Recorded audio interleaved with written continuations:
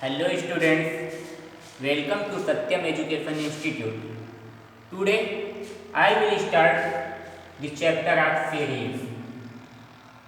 In this chapter I will teach you AP, arithmetic progression, समांतर श्रेणी. So first of all, series, sequence and series. Sequence अनुक्रम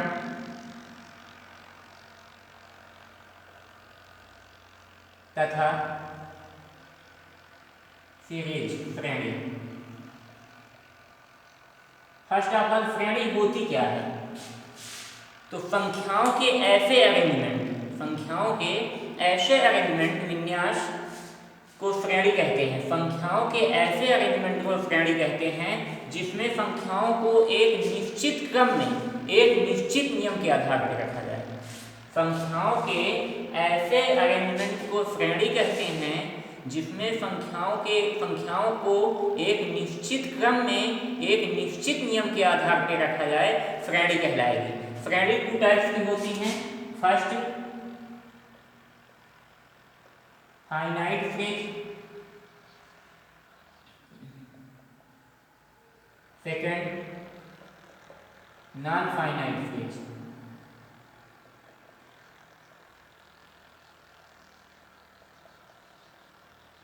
निश्चित श्रेणी ऐसी श्रेणी जिसमें पदों की संख्या निश्चित हो, फाइनाइट सीरीज कहलाएगी. जैसे 3, 5, 7, 9, 10, 20,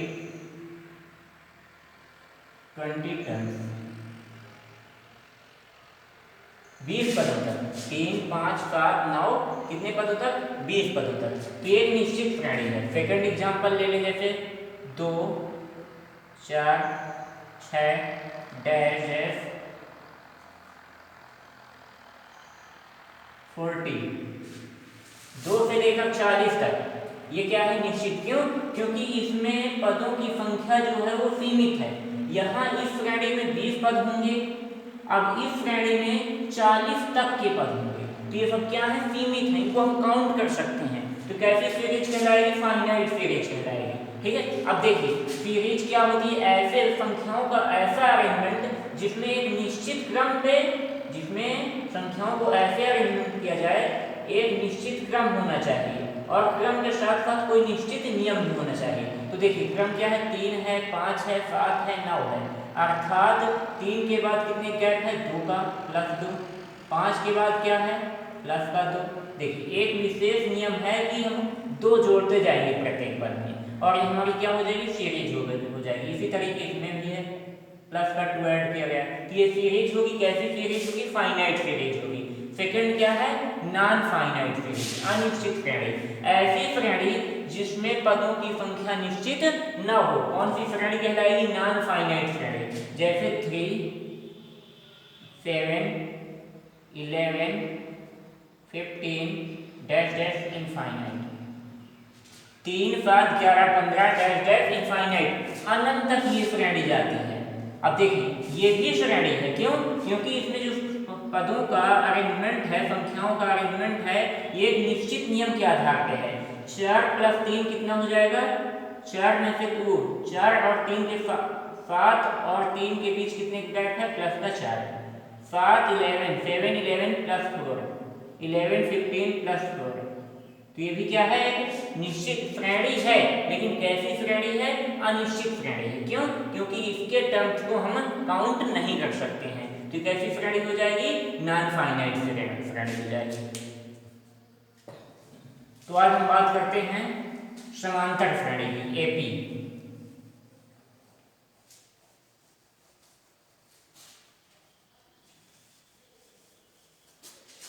तो देखिए हम बात करते हैं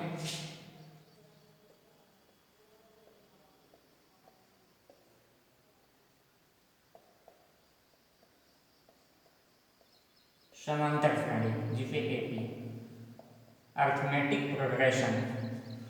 समांतर श्रेणी क्या होती है? संख्याओं की ऐसी श्रेणी जिसमें उसके प्रत्येक पद को उसके पहले वाले पद से घटाने पर पदों के बीच का जो डिफरेंस हो वो समान हो, क्या कहलाएगी? समांतर श्रेणी। ऐसी श्रेणी, जैसे एग्जाम्पल ले लेते हैं 5, 10, 15, 20, 25। देखिए, पदों की संख्याओं या अंकों की ऐसी श्रेणी जिसमें किसी भी पद को उसके पहले वाले पद से घटाने पर समान अंतर प्राप्त हो। जैसे हम 10 को 5 से घटाएंगे तो कितना आएगा? 5। 15 से 10 को घटाएंगे तो कितना आएगा? 5। सेम डिफरेंस प्राप्त होता है। तो कैसी श्रेणी कहलाएगी? समांतर श्रेणी।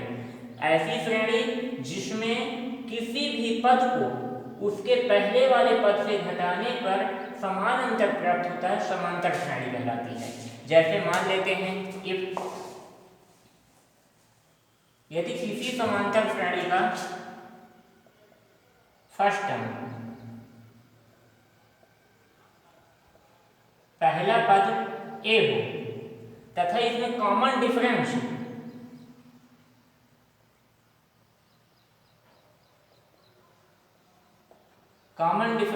अंतर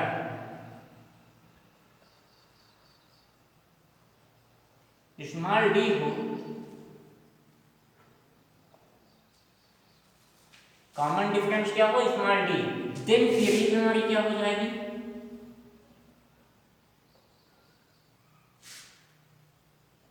सबसे पहला पद होगा ए, दूसरा पद होगा ए प्लस बी, तीसरा होगा ए प्लस 2d, ए प्लस 3d, ए प्लस 4d।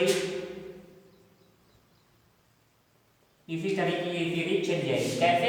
जैसे पहला पद हम निकाले तो ए, ठीक है, दूसरा पद निकाले तो ए में हम कॉमन डिफरेंस जो है उसे जोड़ देंगे तो ए प्लस डी, तीसरा पद निकालेंगे तो कॉमन डिफरेंस में 2 बार डी जोड़ देंगे तो क्या हो जाएगा? ए प्लस 2d। तो ये क्या हो जाएगी? हमारी सीरीज बन जाएगी ए प्लस डी, ए प्लस 2d, ए प्लस 3d। अब कैसी सीरीज हो जाएगी? ये सीरीज होगी एपी में। किसमें होगी? एपी में। तो देखिए, अब जैसे एग्जांपल देखें 9, 11, 13, 15, 17 जैसे कहता है इस श्रेणी को पता करें किस में है। इसके पश्चात इसका प्रथम पद तथा कॉमन डिफरेंस ज्ञात कीजिए। तो फर्स्ट ऑफ ऑल हम देखेंगे इसके सेकंड पद से पहले पद को घटाते हैं तो 11 minus 9 is equal to 2, 13 minus 11। अब 13 से 11 को घटाएंगे तब भी कितना आएगा? 13 माइनस 11 इज इक्वल टू 2। अर्थात जो कॉमन डिफरेंस है ये सेम है। तो कैसी श्रेणी होगी? एपी में होगी। किसमें होगी?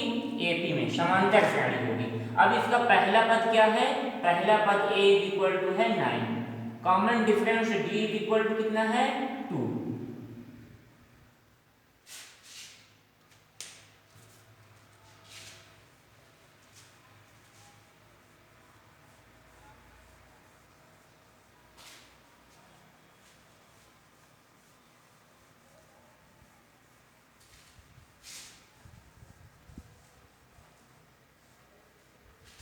अब इसका देखते हैं एनवा पद।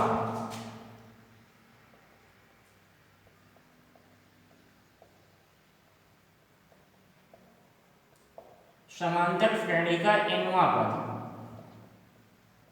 nth टर्म्स जो होगा वो होता है a plus n minus 1 into D. जैसे अभी हमसे कोई पूछे कि पांचवा पद क्या कीजिए? पांचवा पद तो क्या हो जाएगा? a प्लस n के स्थान पे क्या रखेंगे? 5 माइनस 1 इंटू डी। तो क्या आ जाएगा? a प्लस 5 से 1 घटाएंगे कितना आ जाएगा? 4d। तो पांचवा पद क्या हो जाएगा? a plus 4d। अभी हम सीरीज देखे थे, कैसी सीरीज बनी थी? a plus b, a plus 2d, a plus 3d, a plus 4d, a plus 5d, यही सीरीज बनी थी। तब इसमें देखिए पांचवा पद क्या आया हमारा? a plus 4d। इसमें काउंट करते हैं 1 2 3 4 5। ये पांचों पद आ गए a प्लस 4d।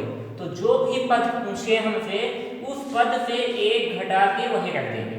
जैसे आठवां पद पूछता है, कौन सा पद? आठवां पद। तो आठवां पद क्या हो जाएगा? a प्लस 8 से एक घटाएंगे क्या आ जाएगा? 7, 7d। आ गई बात समझ में? तो देखिए nth टर्म्स क्या होगा? a plus n minus 1 into D. अब कोई आपको सीरीज दे देता है 3, 8, 13, 18, 23 डैश डैश, कहता है का नौवां पद कर दीजिए, नौवां पद बताइए, 9th टर्म। तो क्या हो जाएगा 9th टर्म्स?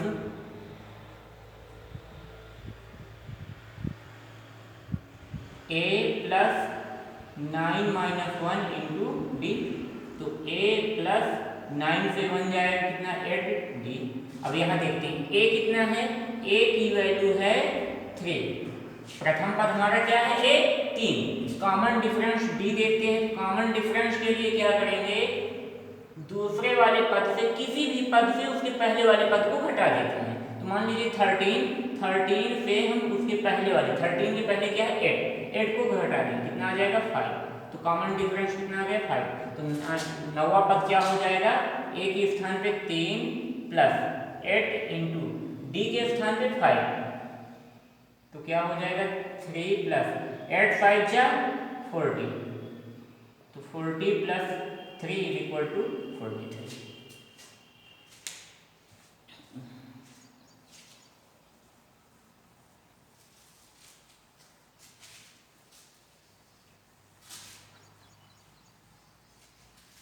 अब आपसे पूछता है अंतिम पद।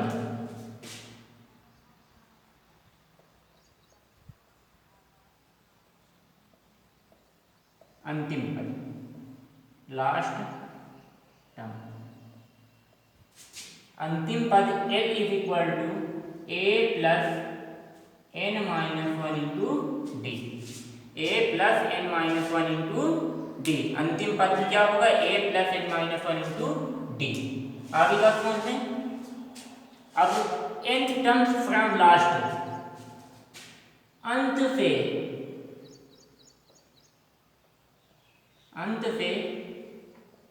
nवां पद, nth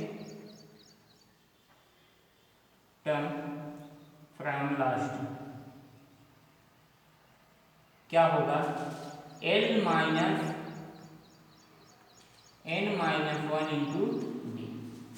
l minus a minus 1 into D. आगे बात समझ में?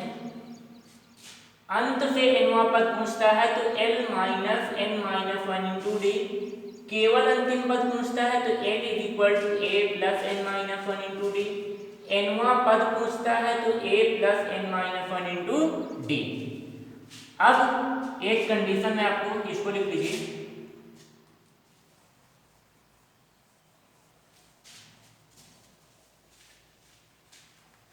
अब एक कंडीशन आपको बताता हूं। If A B C are in A P, यदि A B C A P में हो, समांतर श्रेणी में हो, ए बी सी दिए गए हों और ये समांतर श्रेणी में हो, तो इसकी कंडीशन क्या होगी कि हाँ ये समांतर श्रेणी में जब होंगे तो इसमें बीच वाले का दोगुना 2b इन दोनों के योग के इक्वल होगा। 2b is equal to a plus C अथवा b is equal to a plus C by. आगे बात समझ में? यदि a b c a p में होंगे तो 2b बराबर a प्लस सी होगा अथवा b is equal to a plus C by 2 होगा। लिख गया होगा।